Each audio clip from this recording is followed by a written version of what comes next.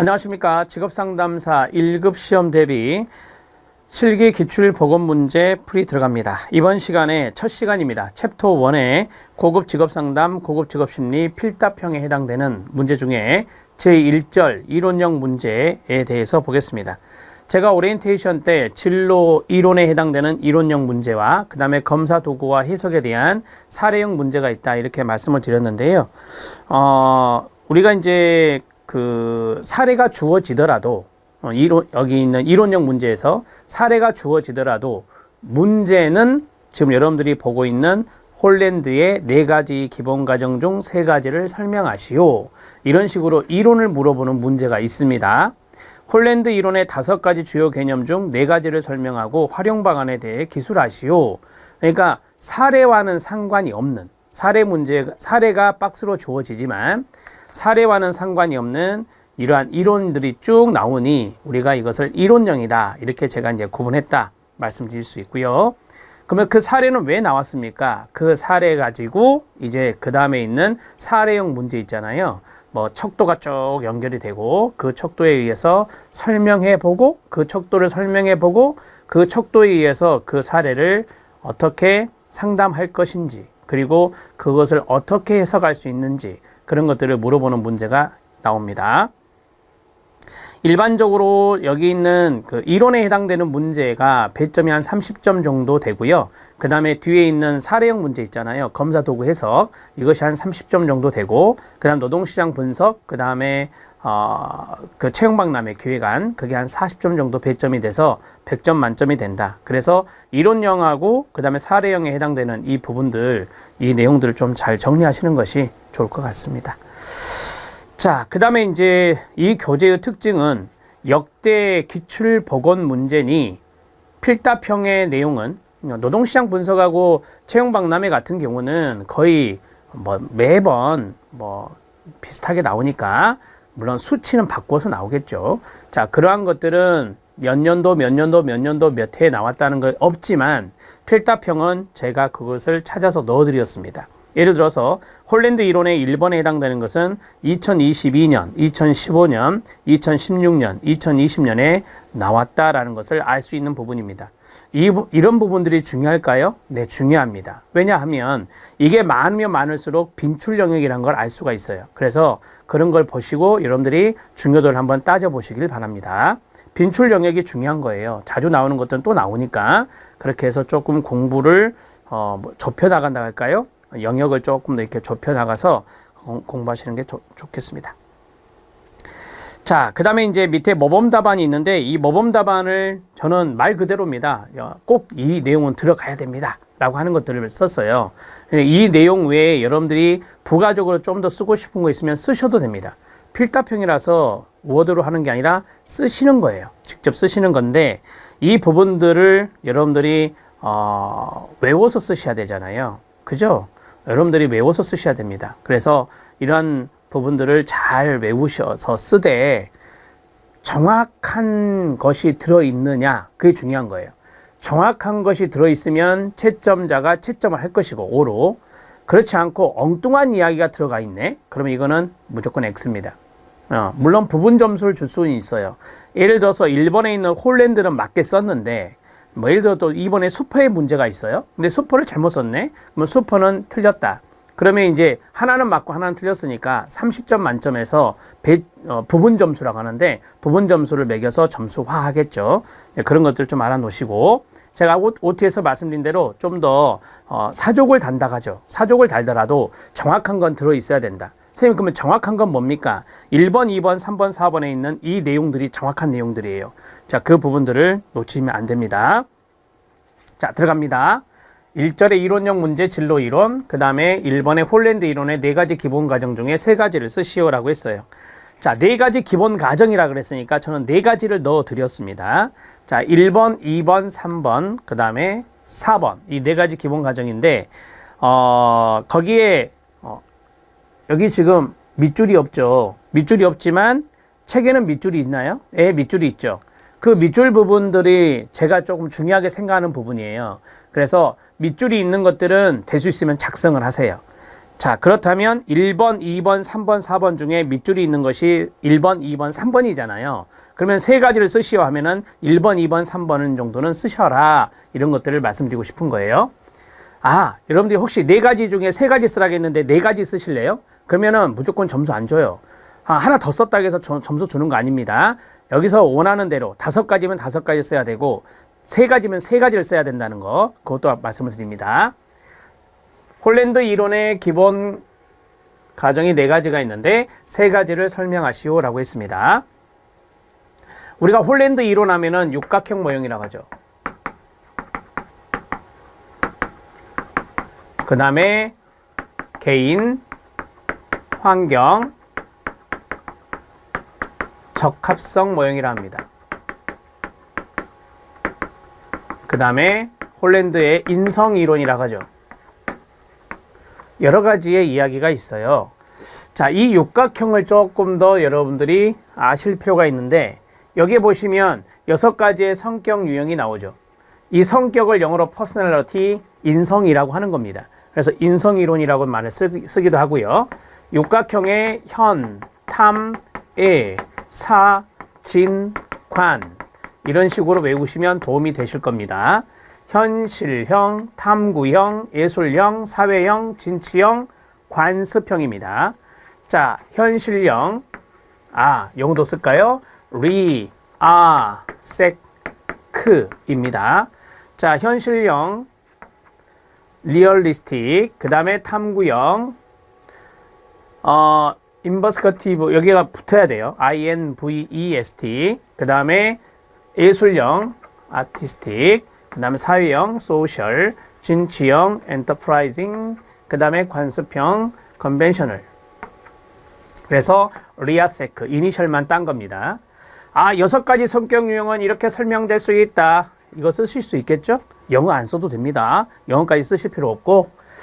자, 현탐의 사진관을 외우시고, 여기 보지 마시고 말씀하세요. 시작. 현실형, 탐구형, 예술형, 사회형, 진취형, 관습형으로 6가지 성격 유형을 설명할 수 있다. 이 정도는 쓸 수 있겠죠. 자, 그 다음에 이제 작업 환경이 나옵니다. 여기 나오네요. 작업 환경, 환경 여기 있습니다. 작업 환경은 시작. 현실형, 탐구형, 예술형, 사회형, 진취형, 관습형으로 분류되는 6가지 유형 중에 하나로 분류될 수 있다라고 했습니다.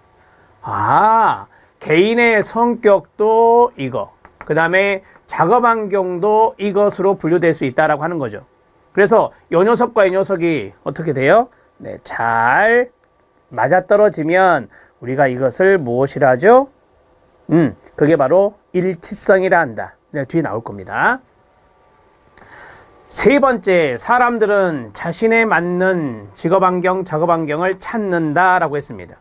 자, 나 사회형이야. 그러면 사회형 직업을 찾는다는 거죠. 나 진취형이야. 그러면 진취형의 작업을 찾는다는 겁니다. 이해되십니까? 자, 여기서 끝내시지 말라는 거예요. 너무 짧다 그럴 때는. 그랬을 때는 이걸 좀 써주는 게 좋다라고 하는 겁니다.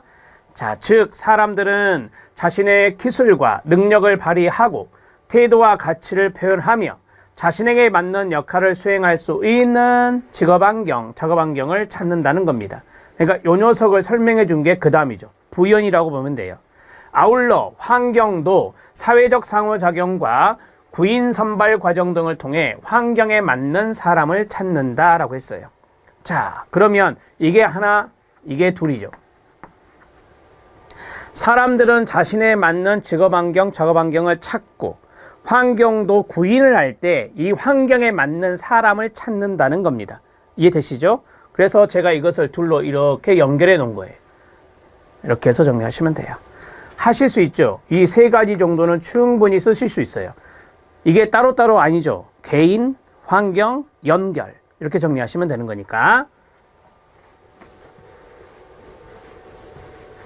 1번, 2번, 3번에 별표 쳐놓으시고요. 자, 이제 4번 들어갈게요. 4번.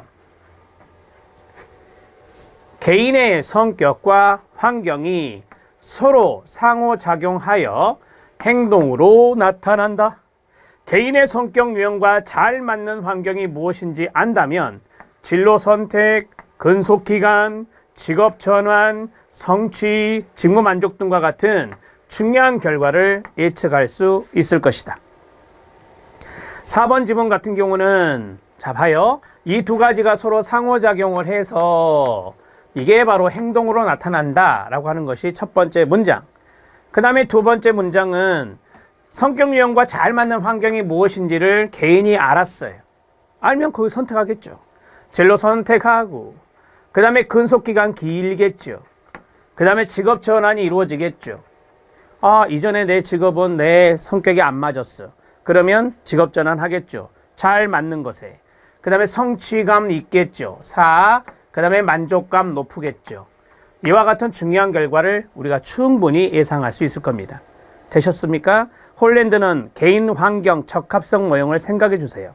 그걸 생각해 주고 현탐의 사진관 리아세크를 생각해 주면 이것을 충분히 쓸 수 있습니다. 자, 하실 수 있습니다. 1번 정리했고 2번 들어갑니다. 자, 2번은 홀랜드의 문제입니다. 자, 1번, 2번이 홀랜드고 3번은 누구죠? 갓프레드슨입니다. 홀랜드의 문제는 그리 많이 출제되지는 않더라고요. 자, 두 번째 홀랜드 이론은 5가지 주요 개념이 있습니다. 5가지 주요 개념 중에 4가지를 설명하고 활용 방안에 대해서 기술하라 라고 했습니다. 자, 주요 개념의 4가지. 1. 차, 정치계. 저는 이렇게 외워요.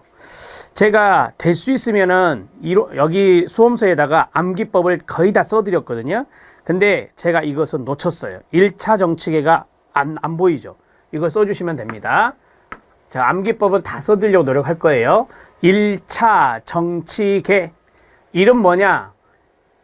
이게 치니까 이건 일관성입니다. 일관성. 그 다음에 차. 넘겨볼게요. 이 변별성이 차별성입니다. 변별성이 차별성입니다. 자, 그 다음에 정은 뭐겠어요? 정체성입니다. 그 다음에 치는 뭐겠어요? 치.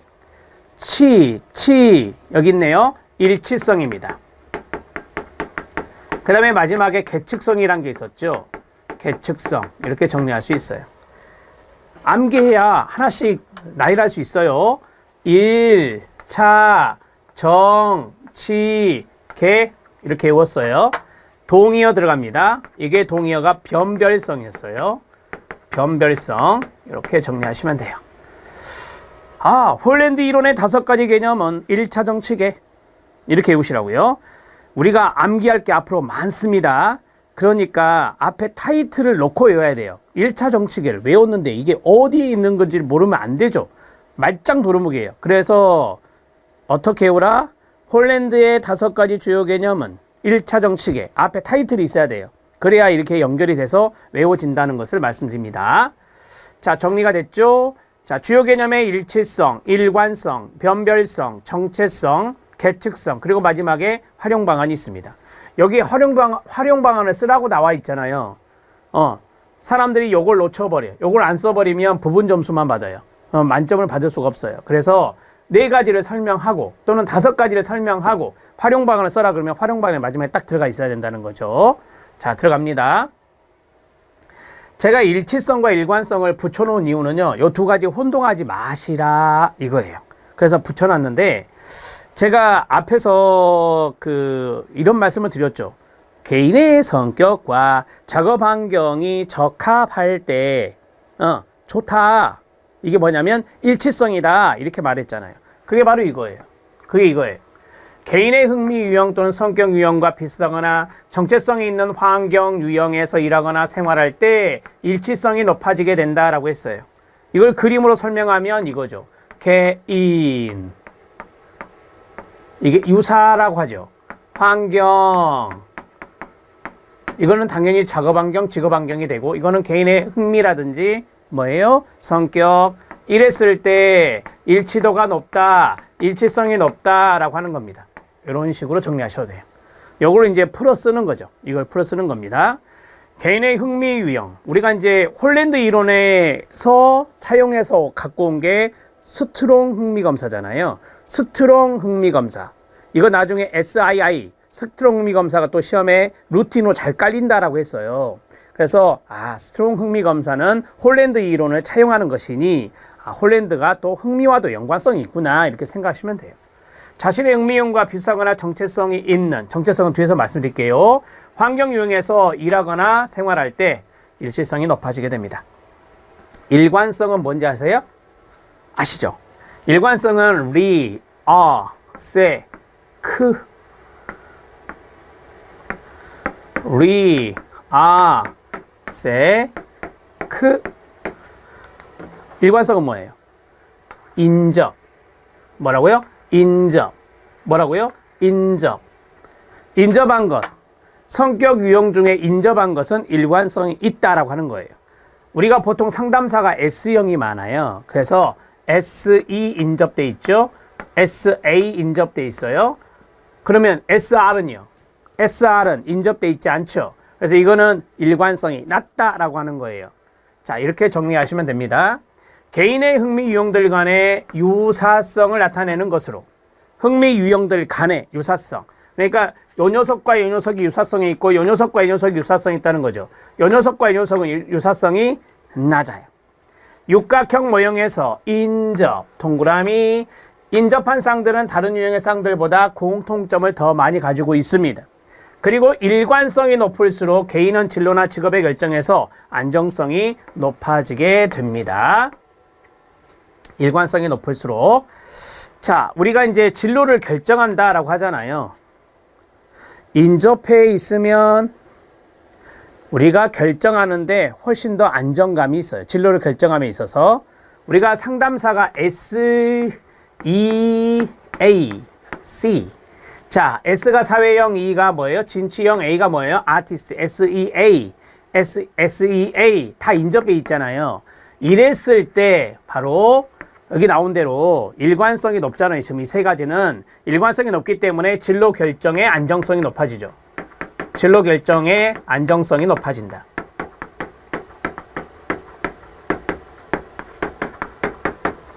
만약에 반대로 해볼까요? S가 있고요. 그 다음에 R이 나와버렸네요. 어떤 사람의 검사 결과가 SRI가 나왔다고 가정해 봅시다. S 이걸로 할까요? S 그 다음에 R 그 다음에 I예요. 이 녀석은 인접해 있지 않고 대각선에 있어요. 따라서 이런 사람은 어떤 진로를 결정하지 안정감이 떨어지겠죠. 이렇게 떨어져 있을 때는 어떤 것을 결정하지 고민스럽겠죠. 그래서 안정감이 더 떨어지는 거예요. SEA보다는. 그래서 여기 마지막 부분을 설명 좀 해드렸습니다. 일치성과 일관성 아시겠죠? 세 번째 들어갑니다. 변별성입니다.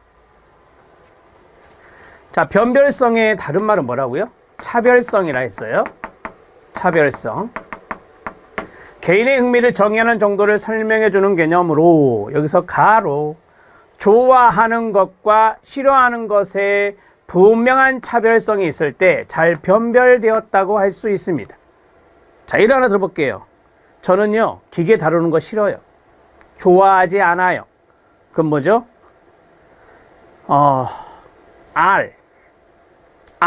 현실형이 엔지니어들이에요. 그래서 현실형하고는 안 맞구나 이거죠. 나는 다른 사람하고 이야기하는 거, 봉사하는 거, 이타심 이런 게 높아요. 그럼 이건 사회형이라는 거죠. 그래서 S하고 대비되는 것이 뭐냐면 R이라고 말씀드렸잖아요. 그래서 좋아하는 것이 이거라면 싫어하는 것은 R이다라고 하는 거예요. 이랬을 때 분명한 차별성이 있을 때 잘 변별되었다라고 말할 수 있어요. 자, 어떤 내담자가 있어요. 내담자하고 상담해 봤어요. 홀랜드 검사도 해봤어요. 그런데 이분이 바로 저와 똑같은 말을 하는 거예요. 아까 같이. 저는 뭐 기계 다루고 하는 거 별로 좋아하지 않아요.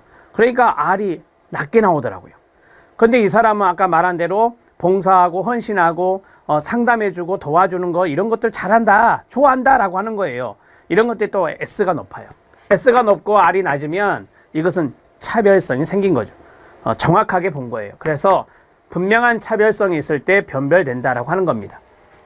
개인의 흥미를 정의하는 것이죠. 당신의 흥미 이거네요 라고 이것은 선호하지 않고 이것을 선호하시는군요. 이렇게 이야기할 수 있는 겁니다. 자, 정체성 들어가도록 하겠습니다.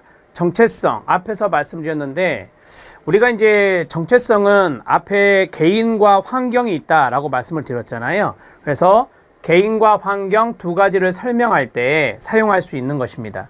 그러면 개인에 대한 정체성도 있을 것이고 환경에 대한 정체성도 있겠죠. 오케이. 자, 개인의 세모 치고요.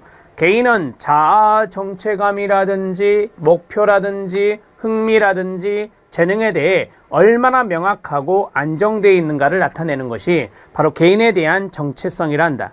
우리가 보통 정체감 하면 자아 정체감을 말하죠. 예를 들어서 나라는 존재는 과연 누군가, 이런 것들을 우리가 확실한 답변, 대답을 할 수 있는 것이 자아 정체감이 형성됐다라고 하는 거예요. 자기의 목표 의식은 어떤지, 여기에 나온 대로 자기의 흥미나 재능은 어떤지, 거기에 대해서 명확하고 안정되게 형성이 되어 있다면 이 개인에 대한 정체성은 잡혀 있다, 형성되어 있다라고 보시면 되고요. 두 번째가 환경이죠. 우리가 보통 환경은 직업 환경이거든요. 그래서 직업적인 환경이어서 조직이라는 말이 나오는 거예요. 조직. 이 조직의 투명성이나 안정성이나 목표나 일과 보상의 통합, 이런 것으로 규정되는 것이 바로 환경이다, 이렇게 말하는 거예요. 이 모든 걸 다 쓰실 필요는 없을 것 같고요. 가장 중요한 포인트가 개인에 대한 정체성과 직업 환경에 대한, 작업 환경에 대한 정체성이기 때문에 개인의 정체성의 내용에서 어떤 부분들이 들어가죠? 오케이. 자아 정체감도 들어가고 개인의 목표도 들어가고요. 흥미와 재능이 들어갔어요. 그 다음에 이 환경에 대한 부분들은 조직과 연관성이 있다. 조직은 직장이라고 보시면 돼요.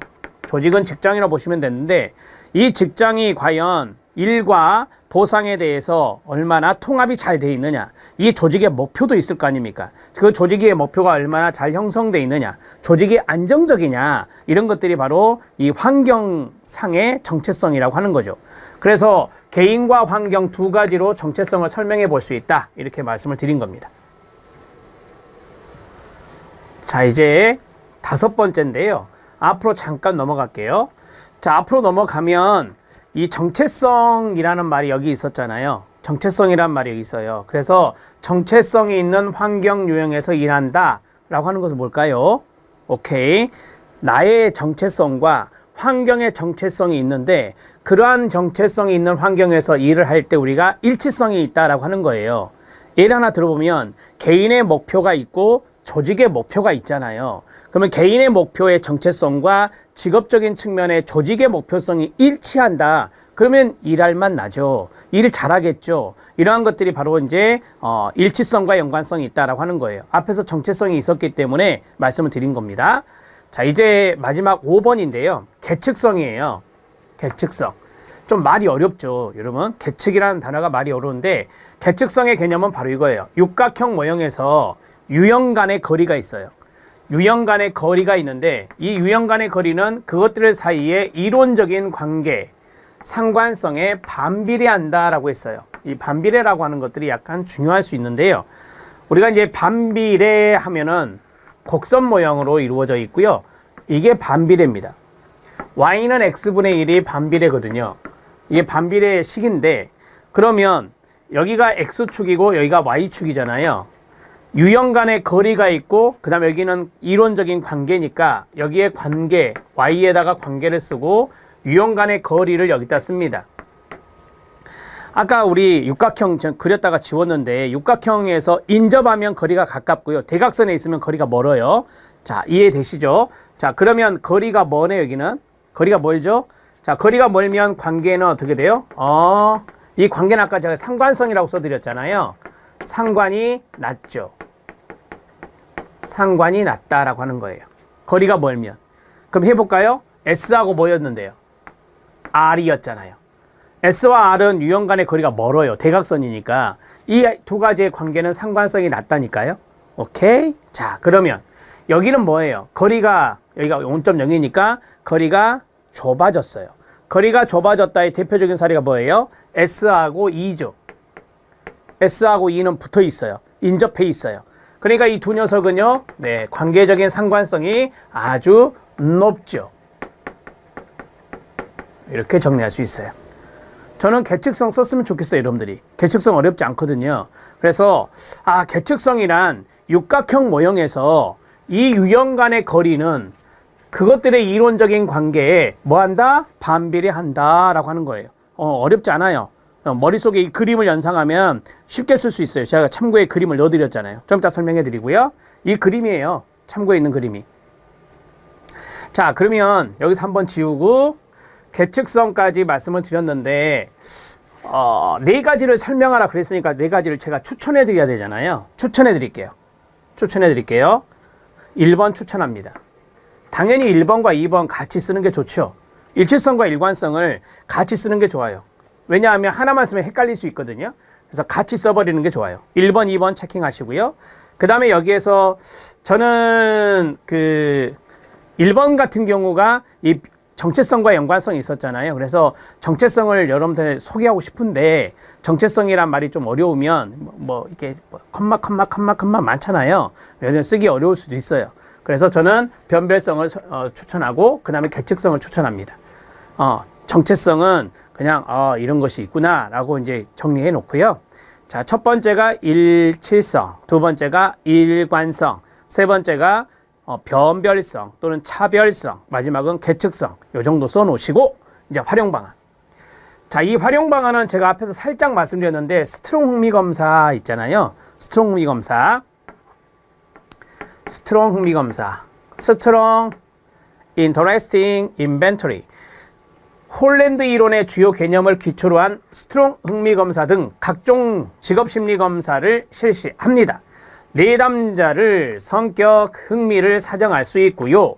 직업 상담을 통해서 아까 있던 거 내담자 개인과 직업 환경에 일치하는 직업 선택을 할 수 있도록 돕는데 아주 유용하다라고 하는 겁니다. 홀랜드 많이 씁니다. 홀랜드를 많이 쓰죠. 그래서 홀랜드의 활용 방안은 스트롱 흥미 검사를 꼭 기억해 놓으셔야 돼. 스트롱 흥미 검사가 홀랜드 이론을 차용한 거니까. 그래서 스트롱 흥미 검사를 직업 심리 검사를 하는데 이런 직업 심리 검사의 하나인 스트롱 흥미 검사는 흥미를 알아보는 거예요. 그리고 여기 있는 홀랜드는 성격을 알아볼 때도 쓴다 했어요. 그래서 이러한 부분들을 우리가 상담할 때 검사를 통해서 좀 잘 개인과 환경이 잘 적합한 그런 진로 선택을 할 수 있도록 도와주는데 유용하게 활용되는 것이 홀랜드 이론이다. 이렇게 말씀드릴 수 있겠습니다. 어려운 부분 아니죠? 앞에서 정리 잘하면 뒷부분 쉽게 쓸 수 있어요. 자, 3번 들어갑니다. 3번은 갓프레드슨입니다. 이 갓프레드슨은 보시면 아시겠지만 3번 딱 하나입니다. 3번 딱 하나입니다. 2번에 보면 2012년, 2015년, 2016년, 2020년 앞에 있는 1번과 좀 비슷하지요. 자, 갓프레드슨도 하나, 둘, 셋, 넷, 5번 나왔네요. 5번. 2012, 13, 15, 16, 2020 이렇게 해서 갓프레드슨이 나왔는데 갓프레드슨은 직업, 포부, 발달, 이론 또는 직업 포부 이론 이렇게 이야기할 수 있습니다. 제한 타협 이론에서 진로 포부 발달 단계 및 영향 요인 4가지를 쓰시오 라고 했습니다. 자, 첫 번째가 진로 포부 발달 단계 하나, 둘, 셋, 4개가 있고요. 그 다음에 진로 포부의 발달 요인들이 여러 가지가 있구나. 이런 것들이 여기 쭉 나와 있어요. 자, 그러면 자, 보세요. 제한 타협 이론이 있는데요. 제한 타협 이론이 있는데 우리가 보통 진로를 선택할 때 여러 가지가 있으면 그 여러 가지를 다 고려할 수가 없어요. 좁혀 나가야 돼요. 자, 이걸 좁혀 나가는 것이 제한이에요. 그게 제한이고, 자, 제한했어요. 제한했으면 거기에 대해서 타협을 하면서 포기할 것은 포기하고 타협을 하면서 진로를 선택하는 거예요. 그것을 우리가 제한 타협 이론이라고 합니다.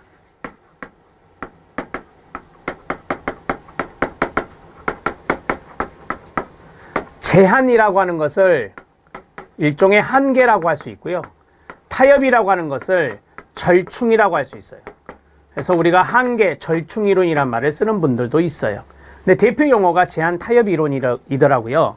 제한 타협 이론은 첫 번째 이게 1번이에요. 그 다음에 이게 2번이고 먼저 제한을 하고 먼저 한계를 지어서 좁혀 나갑니다. 선택을 좁혀 나가는 과정입니다. 좁혀 나가는 과정입니다. 그리고 나서 1번이 이거고 2번은 자, 절충이라고 하는 것은 타협이라고 하는 것은 뭐예요? 네, 이 좁혀 나간 상태에서 절충해 가며 선택하는 겁니다. 좁혀진 내용에서 타협 또는 절충으로 진로를 선택하는 겁니다. 이렇게 정리할 수 있어요. 대개 이제 이 타협과 절충을 할 때 흥미를 가장 먼저 고려해요. 흥미. 그 다음에 두 번째가 사회적 지위. 그 다음에 세 번째가 가장 나중에 하는 것이 성역할이에요. 그래서 흥미와 사회적 지위와 성역할의 순서대로 쭉 뭐한다? 고려하면서 절충해 나가는 거예요. 고려하면서 타협해 나가는 거예요. 그래서 진로를 선택하는 겁니다. 흥미에서 사회적 지위에서 성역할입니다. 사회적 지위. 가장 포기하기 힘든 게 뭐겠어요? 성역할이죠. 자신의 성은 어떻게 할 수 없잖아요. 그래서 사회적 역할, 그 다음에 마지막은 사회적 지위, 그 다음에 마지막은 성역할. 의순으로 뭐한다? 절충한다. 이렇게 정리하시죠. 제한 타협 이론에 대해서 잠깐 설명해 드렸어요. 이 정도만 아시면 됩니다.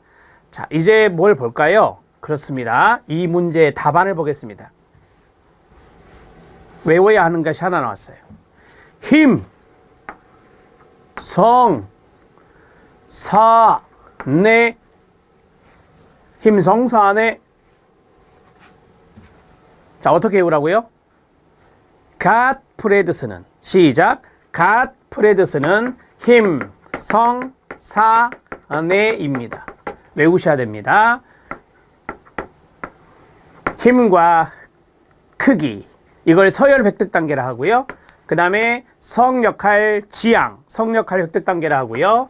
아까 했던 사회적 가치 지향성, 사회적 가치 획득 단계입니다. 내적 고유한 자아 지향성, 내적 자아 확립 단계라고 합니다. 자, 앞으로 갈게요. 힘과 크기 지향성을 서열 획득 단계라 하고, 성역할 지향성을 성역할 획득 단계라고 하고, 그 다음에 사회적 가치 지향성을 사회적 가치 획득 단계라 하고, 내적 고유한 자아 지향성을 내적 자아 확립 단계라고 말한다. 큰 틀을 먼저 딱 잡으셔야 됩니다.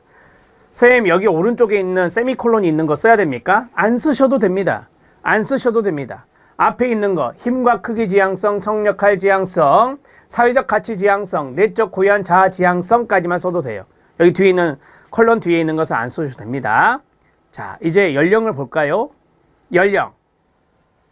저는 이렇게 외우는데 3, 6, 9, 14 3, 6, 9, 14 3, 6, 9, 14 이렇게 해요. 아, 그러면 3에서 5세, 6에서 몇 세? 8세, 9에서 몇 세? 13세, 그 다음에 14세 이후예요. 그래서 3, 6, 9, 14 힘성사안에 3, 6, 9, 14 시작. 힘성사안에 3, 6, 9, 14 이렇게 외우시라고요. 자, 앞으로 갑니다. 이제 설명하면 돼요. 여기에 내용을 쓰시면 돼요. 첫 번째 들어갑니다. 사고 과정이 구체화되며 어른이 된다는 것의 의미를 알게 되고 직업에 대해 긍정적인 관점을 형성하는 시기다 라고 했습니다. 서열 획득 단계인데, 이 서열 획득 단계에서 우리가 사고 과정 첫 번째가 3에서 5세 정도 되면은 우리가 이제 유년기라고 말할 수 있죠. 유년기. 사고 과정이 좀 더 구체화되어 가면서 그 다음에 어른이 된다는 것의 의미를 알게 되고 직업에 대해서 긍정적인 관점 이런 것들이 이제 형성하는 시기라고 합니다. 우리가 보통 이때는 프로이드의 이론에 의하면 자아가 형성된다. 개념보다는 자아가 형성된다라고 합니다. 자아가 형성된다라고 합니다. 원초화에서 자아에서 초자아인데 이때 시기는 3에서 5세 정도까지는 우리가 충분히 자아가 형성되는 시기라고 해요. 그래서 자아가 형성되면서 사고 과정도 구체화되고 그 다음에 직업에 대해서 긍정적인 관점도 형성되고요. 성역할 지향 들어갑니다. 6세에서 8세인데요. 자, 우리가 보통 6세에서 8세 때 장난감 갖고 노는 시기 맞아요. 장난감 갖고 노는 시기고 이 장난감이 남녀로 확실히 구분되는 시기이기도 합니다. 그래서 성역할이라고 하는 것 이런 것들이 나타나게 되는데 자아 개념이 성역할 발달에 영향을 받게 되는 시기입니다. 성역할의 발달 이게 중요한 거죠. 앞에 자아가 형성이 됐었잖아요. 그런데 여기 2단계에서는 아무래도 나는 남성으로서 나는 여성으로서의 어떤 성역할에 대한 부분들을 알게 되거든요. 알게 되면서 이게 이제 자아가 영향을 받게 됩니다. 성역할과 자아 개념이 발달되는 시기고요. 성역할에 따라서 직업을 선호하는 경향이 뚜렷해집니다. 뭐 예를 들어볼까요? 여자아이들은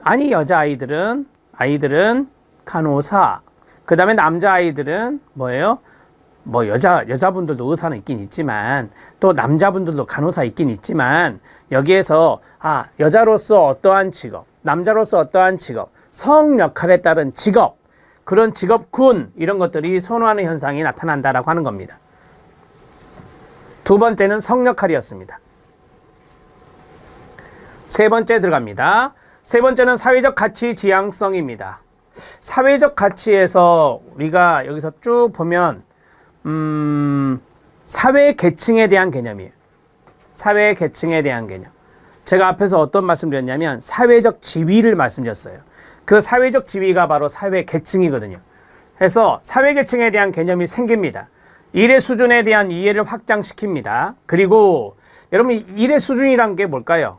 일의 수준. 뭐 예를 들어서 레벨이 있죠. 일에도 레벨이 있어요. 뭐 예를 들어서 반숙련, 비숙련, 반숙련, 숙련 이런 것이 있죠. 우리가 로의 이론에 보면 그런 것들이 나오잖아요. 전문직이 있고 준전문직이 있잖아요. 전문직에서도 1과 2로 나누어지잖아요. 그래서 이러한 것들이 일의 수준과 연관성이 있거든요. 어떤 일에 대한 곤란도에 따라서 책무성에 따라서 나누어진단 말이에요. 그래서 일의 수준에 대한 이해를 보다 더 확장시킬 수 있는 나이가 바로 이때다라고 하는 거죠. 이 나이를 찬찬히 보면 초등학교 시기예요. 고학년이에요. 자, 그리고 직업 선호도가 점차 발달하게 되면서 선호도를 평가하기 위한 여러 충고를 형성하게 됩니다. 직업 선호도라고 하는 것도 알고 계실 건데요. 뭐 어떤 직업에 흥미를 갖느냐, 선호도라고 하는 것은 일종의 흥미니까 그래서 직업에 대한 흥미 이런 것들이 더 발달해 나가겠죠. 그래서 직업 선호도를 평가하기 위한 여러 가지 충고 이런 것들이 형성된다라고 하는 겁니다. 내적 고유한 자아 지향성인데 이때 이제 청소년이잖아요. 티네이저 이후잖아요. 14세 이후 청소년기니까 이 청소년기 때 우리가 에릭슨이 말하기를 자아정체감이 형성돼야 된다라고 했어요. 그래서 자아정체감을 형성하고 내적인 사고가 발달하는 시기다. 더 깊은 자기인식과 다른 사람에 대한 지각이 이루어져서 여기서 끊어요. 자, 보세요. 내적인 고유한 자아라고 그랬죠. 내적 자아인데 쉽게 말하면 이 자아를 딱 보는 순간 자아정체감이 먼저 생각이 나야 돼요. 왜? 14세 이후에는 자아정체감 형성이 중요하니까. 그 다음에 내적인 사고, 여기 내적이라는 단어가 있으니까 내적인 사고가 발달한다는 것은 뭐냐면 더 깊이 온 자기인식을 한다는 거예요.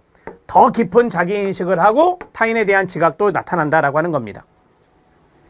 우리가 더 깊은 자기인식을 좀 더 쉬운 말로 하면 자기 성찰이라고 할 수 있어요. 나는 누구인가 라고 하는 것에 대해서 형성이 됐으니까 자기 성찰도 할 수 있겠죠. 그래서 더 깊은 자기를 인식한다라고 하는 것은 자기 성찰로 생각하시면 된다고요. 자, 자아 개념이나 개인의 흥미나 능력이나 가치관이나 성역할이나 사회계층 등의 맥락에 비추어 여기서 끊어요. 자, 그럼 보세요. 앞에 1단계에 있었던 거, 2단계에 있었던 거, 3단계에 있었던 것이 다 이게 들어가 있어요. 자, 1단계에 있었던 게 아까 자개념이었잖아요. 2단계에 있었던 게 뭐예요? 성역할이었었잖아요. 3단계에 있었던 게 뭐죠? 사회 계층이었거든요. 이러한 것들의 맥락이 위에서부터 다 형성이 됐단 말이에요. 단계를 거쳐왔어요. 여기에 따라서 여기에 비추어서 직업 선호도를 평가함으로 점차 분화가 된다라고 하는 겁니다. 이 분화라고 하는 것을 좀 더 쉽게 하면 구체화시킨다라고 하는 거예요. 너무 포괄적으로 모호하게 생각했던 것이 처음에는 모호하게 생각했던 것이 분화가 된다는 것은 보다 더 구체화시킨다는 거예요. 보다 더 구체화, 직업 선호도를 평가하면서 보다 더 구체화를 하게 된다. 이렇게 정리하시면 되겠네요. 자, 이 안의 내용이 녹록지 않습니다. 이 안의 내용을 여러분들이 여러 번 생각하면서 읽으시고 쓰시고 하셔야 돼요. 힘성산의 4가지 세팅은 쉬워요. 그거는 어렵지 않아요. 근데 그것만 썼다고 해서 점수 주냐? 절대 안 줍니다. 이거는 뭐 점수, 부분 점수도 안 줄 수도 있어요. 그러니까 내용을 잘 적어 주셔야 된다는 거. 되게 우리가 어떤 것을 문장을 쓸 때 여기 있는 조사 하나하나 다 똑같이 하면서 쓸 수 있나요? 천만의 말씀. 그러면은 정말 천재입니다. 정말 천재인데 이것을 내가 어느 정도 쓸 수 있으려면 방법은 키워드를 잡는 거예요. 자, 첫 번째 키워드는 제가 밑줄 쳐드릴게요. 사고과정 구체화. 그 다음에 어른이 된다는 것의 의미. 그 다음에 직업에 대한 긍정적 관점. 이런 거죠. 이런 것들을 여러분들이 생각해 주셔야 되고요. 두 번째는 자아개념, 성역할, 발달. 그 다음에 여기 보면 성역할에 따라서 직업을 선호하는 성경향. 이런 것들이 중요하죠. 자, 이런 긴 지문들은 그게 포인트를 좀 잡아 드릴 겁니다. 자, 세 번째는 이게 중요해요. 사회적 가치 지향성은 사회계층에 대한 개념. 그 다음에 일의 수준에 대한 이해. 그 다음에 직업 선호도 평가. 여기까지. 그 다음에 마지막 내적 고유한 자아 지향성은 자아 정체감 형성. 그 다음에 더 깊은 자기 인식. 그 다음에 자아 개념. 여기 성역할 사회계층. 여기에 따라서 직업 선호도 평가. 요 정도 정리하면 돼요. 요걸 머릿속에 넣어야 여러분들 이걸 풀어낼 수 있는 거예요. 이거를 이렇게 하시면 될 것 같기도 해요. 빵꾸노트라고 해갖고 이렇게 키워드를 썼어요. 키워드가 예를 들어서 키워드는 아니죠. 이제 좀 중심이 되는 문구라고 할게요. 중심이 되는 문구가 하나, 둘, 세 개가 있다. 그러면 이 세 가지를 머릿속에 넣었을 거 아니에요. 그럼 나머지 가지고 뭐예요? 지문을 만드는 거죠. 나머지 가지고 지문을 만드는 거예요. 한 문장으로 만들어도 되고 아니면 이게 긴 같은 것은 두 문장으로 만들어도 돼요. 한번 끊고 두 문장으로 만들어도 되는 거죠. 이거 일종의 빵꾸노트입니다. 빵꾸노트. 그러니까 뭐 여기에 해당되는 거, 여기에 해당되는 거, 여기에 해당되는 것을 머릿속에 이제 그려놨잖아요. 이게 빵꾸 일종의 아무것도 없잖아요. 여기다 쓰고 이게 1차 작업. 그 다음에 2차 작업은 이걸 엮어갖고 문장을 만드는 거지. 얼마나 많은 노력을 해야 되겠어요. 그쵸? 어쩔 수 없어요. 그런데 얼마나 다행입니까? 나오는 것이 있으니까. 우리가 실기기출보건의 의미는 이거예요. 아, 이게 나오겠다라고 하는 것들이 충분히 예상이 되니까 할만하지, 만약에 전혀 예상이 안 되면 어렵죠, 당연히. 그래서 여러분들이 부단한 노력을 해 주셔야 된다는 것을 말씀드립니다. 자, 영향요인 4가지 볼게요. 이거는 이렇게 작성을 했는데 여기 이제 4번이잖아요. 자, 여기 보세요. 진로 발달의 영향 요인입니다. 결론적으로 진로 포부 발달 단계에서 4가지 요소와 함께 여기서 끊어야 됩니다. 그래서 끊으시고, 자, 포인트가 되는 거 나옵니다. 개인의 흥미나 지적 능력. 되게 이제 지적 능력을 지능이라 하잖아요. 인지적인 능력. 그 다음에 사회적인 지위, 가치관, 성취 동기 등이 직업 선택 발달에 영향을 준다는 견해에 따라 갓프레드슨의 이론을 직업 포부 이론이다. 또는 직업 포부 발달 이론이다. 이렇게 말한다 이거죠. 자, 그러면 발달 단계 4개를 앞에 썼어요. 이게 가장 중요한 거예요. 그 다음에 여기 이것 말고 또 영향을 주는 게 있어? 라고 하는 거죠. 있다. 그게 바로 개인의 흥미라든지 지적인 능력이 바로 영향을 준다. 직업 포부에 영향을 준다. 그 다음에 두 번째는 사회적 지위라고 하는 것이 직업 포부에 영향을 준다. 그 다음에 가치관이라는 것이 직업 포부에 영향을 준다. 성취 동기가 직업 포부, 직업 선택에 영향을 준다라고 하는 거예요. 다 이해되시죠? 여러분들이 가지고 있는 흥미가 있습니까? 인지적인 능력이 있습니까? 자, 그러한 것들이 바로 직업 포부를 발달시킬 수 있다. 진로를 선택하는 데 영향을 끼칠 수 있다라고 하는 겁니다. 그 다음에 사회적인 지위도 마찬가지예요. 사회적인 지위도 직업 포부에 영향을 줄 수가 있습니다. 제가 편견이나 선입관을 갖고 있지는 않지만 사회적인 지위가 높은 사람이라면 직업 포부도 많이 여기서 말하는 사회적 지위는 돈이 많고 그런 것보다도 사회적인 지위니까 어떤 직업적인 측면에서의 어떤 부분들을 이야기하는 것이겠죠. 그러한 것들이 있다면, 그러한 것들이 주어진다면 직업적인 포부도 나름대로 더 많이 발달할 수 있다라고 생각이 됩니다. 그 다음 세 번째는 가치관이에요. 이거는 신념입니다.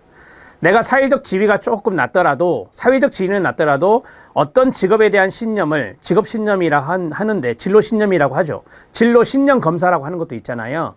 그러한 신념이 있다면 충분한 직업 포부를 느낄 수 있고 발달시킬 수 있을 겁니다. 그 다음에 성취 동기는 두말할 나위 없고요. 여기서 말하는 성취는 개인적인 성취가 아니고 직업에서의 성취를 말하는 거예요. 직업에서의 성취 동기가 있으면 있을수록 바로 직업 포부 발달 이론이 포부가 더 발달할 수 있겠죠. 제가 이렇게 하나씩 설명해 드리는 이유는 뭐냐면 여러분들 이거를 바탕으로 좀 쓰셔야 된다는 거예요.